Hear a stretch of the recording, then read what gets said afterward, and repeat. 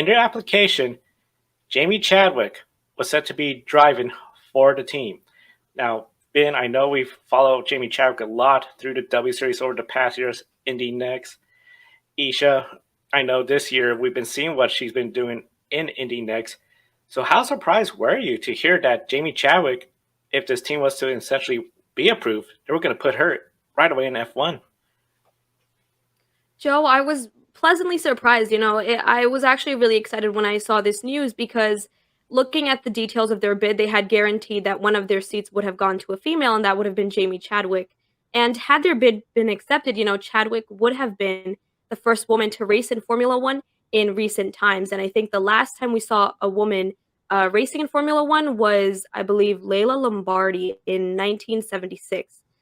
So, it would have been really, really amazing if their bid had been accepted and she would have been a part of Formula One. But I just hope to see her or other women in Formula One racing soon.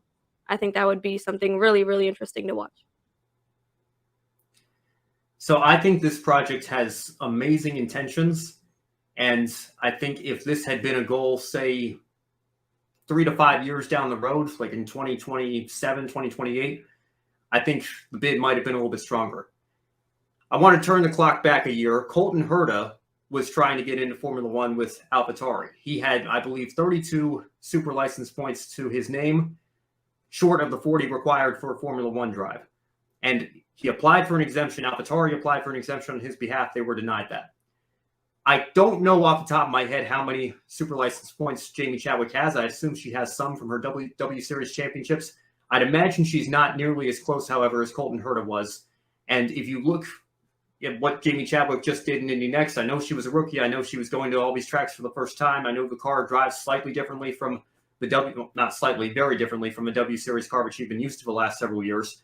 Her best finish was, I believe, 6th when you were there, Joe, at Portland.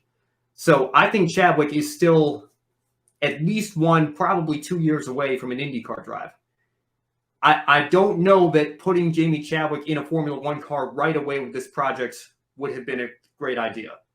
If Rodin had come out and said, we want a woman on the F1 grid within the next 5 years, or looking 5 years down the road, that's one of our goals, and we're going to do everything we can in our power to make sure that happens and have that commitment. But in the meantime, we still have a very strong foundation underneath us. We'll go ahead and run this Formula One team, get our feet wet here, and get the ground underneath us for the first couple of seasons. I think the application would have been taken a little bit more seriously and might have had a shot at getting approved alongside Andretti Global.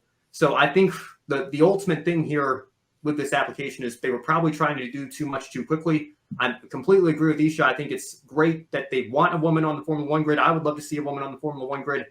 But, Jamie Chadwick in particular, I just don't know if she's quite there yet.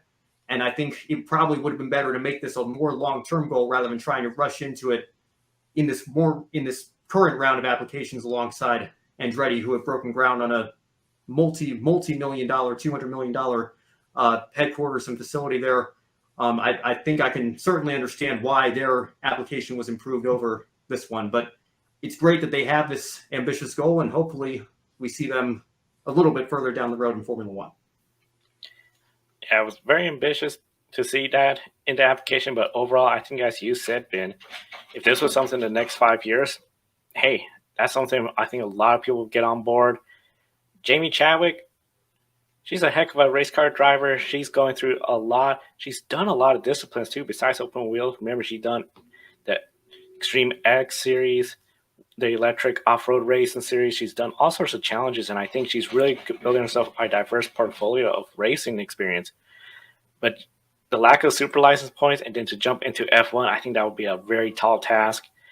At the end, I think overall the application fell out short, but I don't think it was because Jamie Chadwick was at all part of it. I think, if anything, everybody wants to see a female racer in the grid, and if Jamie Chadwick could get to that level, I think a lot of people will support it. But right now, I think it just in general, Andretti was the best application in front of the FIA. Now, as we mentioned, the super license points needed. If Rodin wants to get in, she would need an exemption, as you mentioned, Ben. Colton Herta could not get that. She competed in Indy Next, but not to the point where she earned super license points there. And Chadwick, like many drivers, is looking for the next step up the ladder. And we know the ladder has been, as I mentioned, very diverse for her with Extreme X, Open Wheel in the United States, Europe. So, Ben, starting with you, should Chadwick entertain proposals like Rodin, considering she might be on track for what looks like an IndyCar ladder system with what she's doing with Indy Next? Yeah, I think it's Extreme E, the series you're referencing there, Joe. Is that right? Yeah. Yes. There we go. Yeah, I think, obviously, it's hardly unprecedented for an IndyCar driver or somebody in the IndyCar family to have an F1 reserve role. For example, Alexander Rossi did this his first year with Andretti in that Herta partnered number 98 car when he won the Indianapolis 500. Manor Racing sent him a congratulation social media post because he was their reserve driver that year. Even though he missed out on the full-time race seat to Rio Harriento, he was still very much a part of that team and traveled to as many Grand Prix races as he could.